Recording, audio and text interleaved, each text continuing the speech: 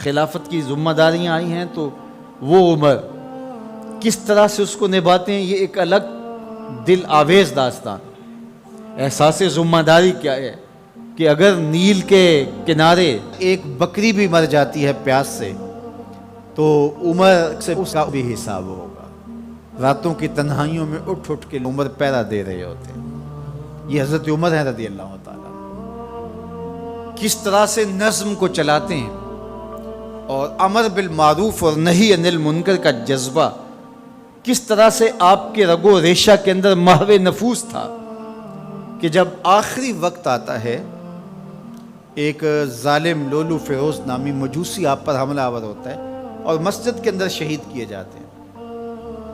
سیدنا عمر رضی اللہ تعالیٰ عنہ کے بارے میں حضور نے خبر دے رکھی تھی کہ یہ میرا غلام، یہ میرا صحابی شہید ہوگا۔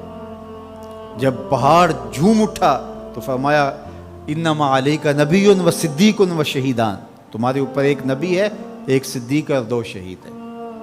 حضرت حذیفہ بن یمان رضی اللہ تعالیٰ عنہ فرماتے ہیں کہ مجھے شوق تھا کہ حضور سے فتنوں کے بارے میں سوال کروں اور میں پوچھتا تھا، تو حضرت عمر رضی اللہ تعالیٰ عنہ نے حضرت حذیفہ بن یمان سے کہا کہ حضور نے جن فتنوں کا ذکر کیا ہے تو مجھے ان کے بارے میں بتاؤ۔ تو حضرت حذیفہ کہنے لگے کہ وہ فتنے آپ کے دور میں نہیں آئیں گے، اس لیے کہ آپ کے اور ان فتنوں کے درمیان ایک مضبوط دروازہ ہے، جب تک وہ دروازہ موجود ہے تو فتنے نہیں آئیں گے۔ تو حضرت عمر نے کہا کہ وہ دروازہ کھولا جائے گا یا توڑا جائے گا؟ تو حضرت حذیفہ بولے توڑا جائے گا۔ تو اس سے مراد حضرت سیدنا عمر رضی اللہ تعالی عنہ کی شہادت تھی۔ آپ کو شہید کیا گیا مسجد کے اندر، لیکن جب آپ کو اٹھایا گیا، وہاں سے لایا گیا تو خون بہت زیادہ بہہ رہا تھا، تو لوگ آپ کا حال پوچھنے آ رہے تھے۔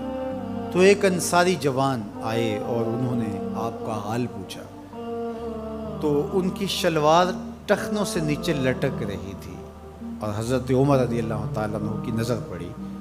تو آپ نے اس نوجوان سے کہا کہ میرا حال تو ٹھیک ہے، تیرا حال ٹھیک نہیں ہے، چونکہ اس سے تیرے کپڑے بھی خراب ہوں گے، اور جو ہے وہ جو حضور نے طریقہ سنت ہمیں دیا ہے اس سے یہ ہٹ کر انداز ہے جو تم نے اختیار کیا ہے۔ تو اس لمحے بھی عمل تبلیغ کو ترک نہیں کیا۔ تو حضرت صدیق اکبر اور حضرت عمر کا مقدر کہ ان کی تربتیں جنت کے ٹکڑے میں ہیں، فرمایا میری قبر اور میرے منبر کے درمیان جو جگہ ہے یہ جنت کا باغ ہے۔ تو عمر جنت میں تشریف فرما ہے، ابو بکر جنت میں تشریف فرما ہے، اور جہاں حضور ہیں وہ جگہ جنت نہیں ہے۔ اللہ اکبر، وہ باغ جنت ہے۔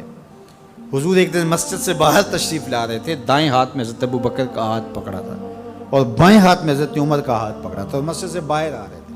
کوئی شخص مسجد میں داخل ہوا تو اس نے دیکھا تو اس کے چہرے پہ خوشی آئی، تو حضور نے مزید اس کی خوشی کو بڑھانے کے لیے فرمایا ہا قاذا نبعث یوم القیامہ، قیامت کے دن جب ہم قبروں سے اٹھیں گے تو ایسے ہی اٹھیں گے، میرے دائیں ہاتھ میں ابو بکر کا ہاتھ ہوگا، بائیں ہاتھ میں عمر کا ہاتھ ہوگا۔ جے شک ہووی تے چل مدینے، جے شک ہووی تے چل مدینے، آ ویکھ لے۔